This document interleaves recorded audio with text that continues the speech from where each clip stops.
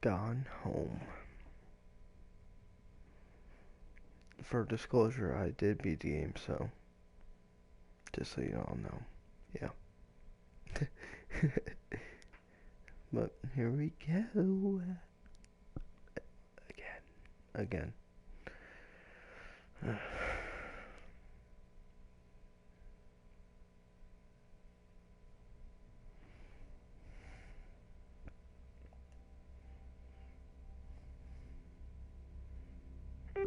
Really awesome game. I love Hi, it. Mom. So I got my ticket home from Europe. I get back on June 6th, but it's a really late flight because that was the cheapest, so it gets in at midnight. But don't worry, I'll get a shuttle from the airport so you don't have to pick me up. Like, really seriously, you don't have to. Okay, so, love you. See you soon. Bye.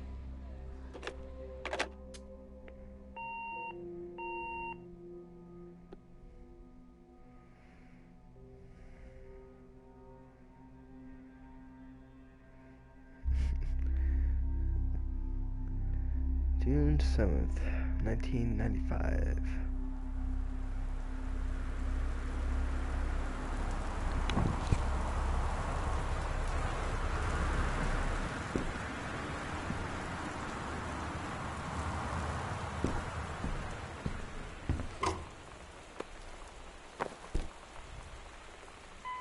So, Christmas Duck. Christmas Duck is a fan favorite. He's kind of a mascot, I guess, and I think that's partly because it's a weird concept, Christmas Duck, and partly because it's like the first unique thing that you encounter in the game. It's kind of personified. He's like a little character. But the thing is, Christmas Duck was not planned. When we were starting the project, we didn't have a 3D modeler because Kate came on a couple months after we started, and we needed a bunch of 3D models. And so I was just going through the Unity asset store. So I was going through the list and saw this Christmas duck, and I was like, "What is that?" Okay, and I grabbed it, and we used it as like a test object just to set up the system where you can grab stuff and carry it around. And then I ended up saying, "All right, we got this Christmas duck, I'll hide the key under it." And instead of replacing the free model with a totally different thing, just made a real version of it. And Carla modeled it, and Kate textured it, and we kept him in the game. And we're glad, because he's everybody's little friend. Good old Christmas duck.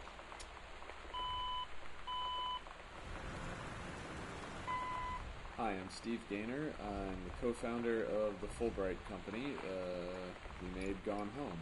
I was the writer and designer, and thank you for taking a look at our commentary mode. Whenever you find an icon like the one you just clicked on, you can find out a little bit more about the game. I want to thank everybody who's added commentary, Yanman and Carla, my co-founders of the company.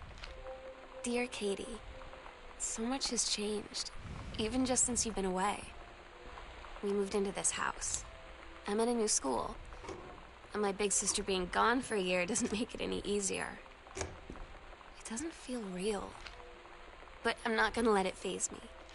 I used to tell you everything, and if I can't do it in person, because you're off gallivanting around who knows where, I'll tell it to this journal. Hello, my name is Kate Craig, and I was creating a lot of the environment assets for the game. Not all of them, some of them I had help with, which I'll touch on a little later, but most of the stuff like the walls and the floors, some of the larger pieces of furniture were my doing, and I'm going to be talking about some of the environmental storytelling aspects in Gone Home. I feel like I would be remiss if I didn't mention the work that my wife Emily Carroll did on the project. She did the house title image that we've used for our wallpapers and for the start screen of the game. She did the loading cassette tape, and she did the maps in the house. And actually, Carla made a font out of her handwriting because we wanted something that was just a little bit spooky, maybe a little ominous, but something that sort of suited the tone of the game. And I was really glad to be working with her, and I was really glad that the other guys were too. We had a really good time. And people have responded quite positively to her title screen, which is something that I really appreciate, and I know she does too.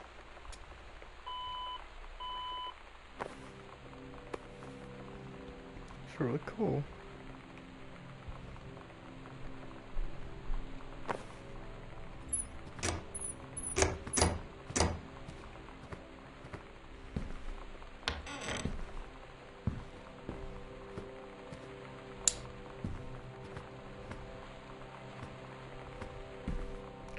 Damn, is there a light switch in here?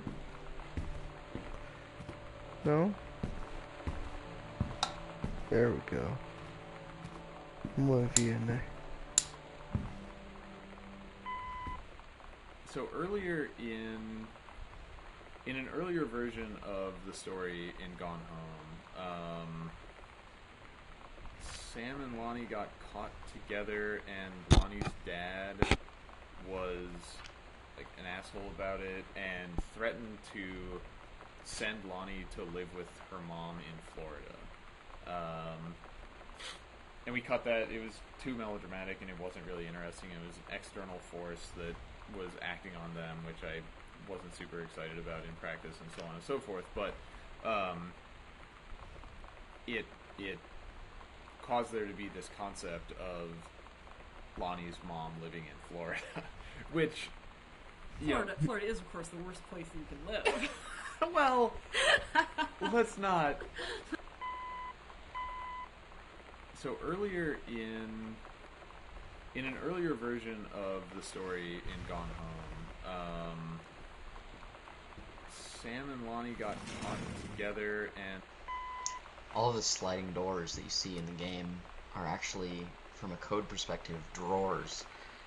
When I made a thing that could slide along a track like that, for the purpose of making drawers, Steve took it and, as designers are wont to do, used it for his own purposes and came up with sliding doors in our game.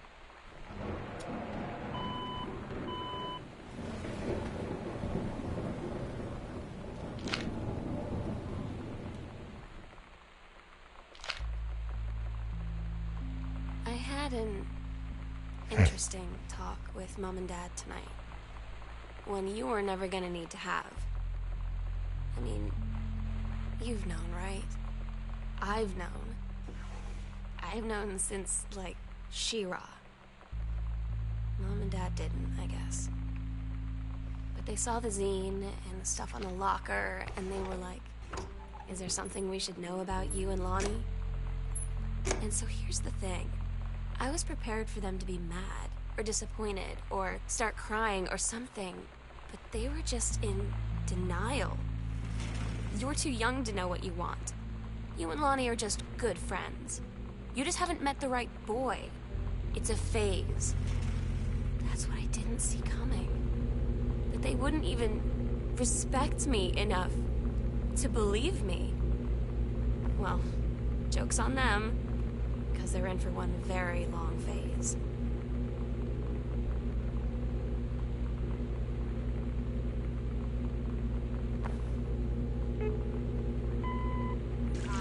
So I'm Sarah Argadale. This is my salad.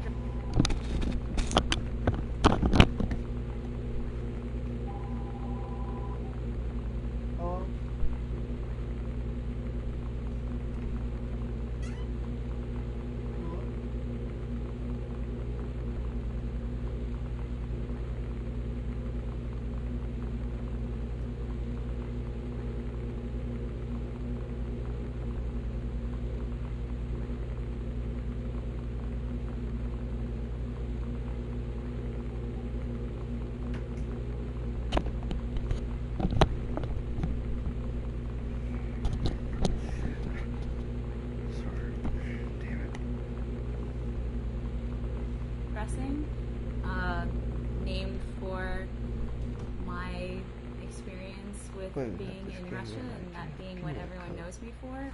I studied Russian in college and I lived there for about a year teaching English when I finished school, and it was a cool thing that happened in my life. So I am a reader of the Idle Thumbs podcast, and I guess that's how I met everyone at the Fulbright Company and kind of inserted myself into their lives.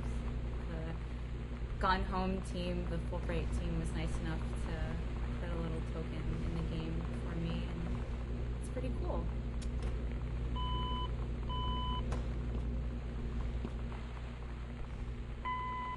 When you put out any sort of content about your game online, whether it's screenshots or whether it's gameplay or anything along those lines, you're sort of at the mercy of the internet, and you sort of want to see what people are going to respond to, whether it's positive or negative. Hopefully it's...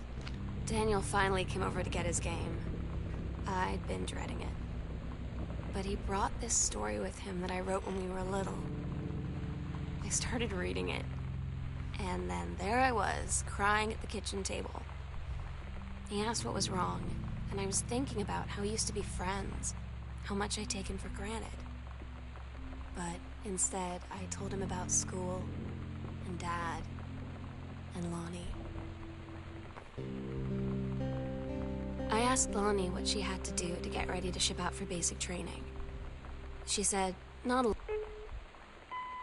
Definitely the second half was where a lot more of the emotional weight in the character came out, and that was a lot to handle, but a lot of fun to do, too, because I've really not gotten to do a character that actually was so, I guess, emotionally real and so human.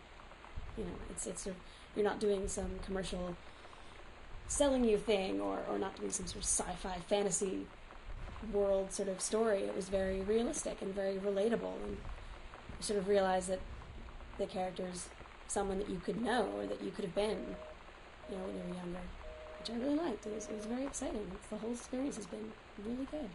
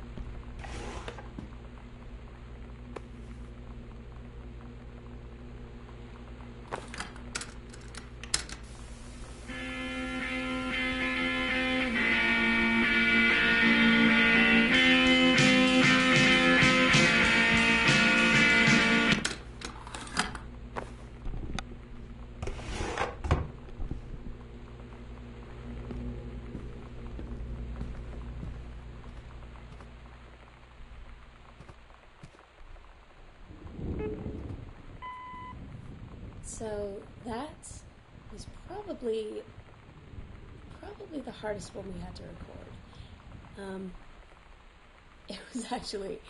It was part of the second batch of recording we did, and so I had the script a few days before we did the recording to kind of read through it all and get a feel for where the story was going. And then we'd met for lunch to go over everything and see if I had any questions before we went into the studio. And I just right away admitted, like, yep, some part of this script here, like, I'll be honest, one of these totally had me crying, like, straight up, totally couldn't help it. Figuring, like, yeah, I had my cry out, it was good, I'll be fine, get to the recording, it'll be good, you know, get it out of your system. And as soon as, like, I read the first word, I was like, no, oh God, I'm gonna start crying again, it's gonna be great. I'm like, hey, I'm a professional voice actress in the studio, I'm going to totally bawl all over your lines, and it's going to sound ridiculous and terrible, and we're going to have to do the take again, and it's going to sound even worse, because now I'm crying. So it actually ended up being one take. Really, it's cathartic in a way for me, I think, because it's really, how do I put it? It's really me talking to, like, specific people. I knew it was going to happen again. I knew it. The stupid writing being so on point. Which is definite praise for the character build-up at this point, because I just become so connected with her, and making those parallels all the way along. And then you get to this point where it's like, I know exactly how you feel. Like, I know exactly what you're going through. I mean, it was completely authentic. I mean, I've enjoyed people commenting on the connection they've had to the emotion that's in the character. And this is always the diary I think of. because it's the one that it most got me.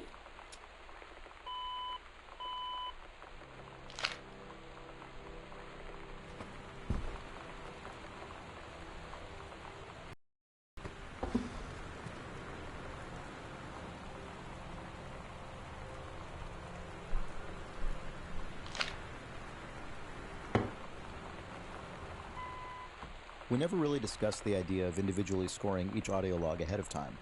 I just got an email one day from Steve after they had done the first round of voice recording with Sarah Grayson, who did an amazing job as Sam. And he said he'd been thinking about the idea of giving each log a piece of music to ground it in the proper tone. So I just started doing these short 20 to 60 second pieces, and that ended up being the bulk of the work for the game. It was a very iterative process. I did them in the order they were recorded, and I would just keep sending revisions of each log to Steve, taking his feedback, modifying the piece, and sending it back. Especially at the beginning, the feedback was almost always pull it back more. I've never done music this subdued before. Even more so than most game music, it primarily exists to quietly suggest a mood and tone to the player. Sarah... I had seen Bikini Kill and Bratmobile play their first show at the North Shore Surf Club in Olympia. That was Valentine's Day, 1991. And I was kind of blown away by the incredible rawness and the honesty that they wrote with, and the kind of flippancy that they had, I thought was really interesting. But you know, to have the opportunity to talk about all of these issues that are really important to young women, I thought was really special. And I thought that what they were doing... Lonnie came over today, but everything was different. She was sitting at my desk chair, and she wouldn't look at me. Finally, I asked her what was going on. She said she felt like she'd done something wrong that night in the city. Like I must think... But I said no, there was nothing wrong. I just wanted to say... But I couldn't find the words. I felt like I was gonna cry, but I wasn't sad. She got up and sat next to me on the bed. I looked at her.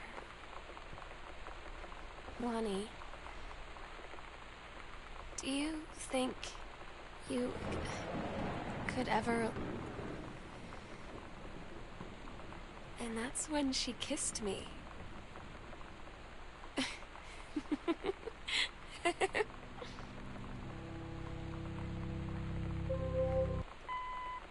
I was one of the hosts of the Idle Thumbs video game podcast for a year or two, and I go on there, and every once in a while, those guys are my friends. And I didn't want to put Idle Thumbs references all over the game, but I did want to have Idle Thumbs references in the game, so we localized them entirely to this one piece of paper.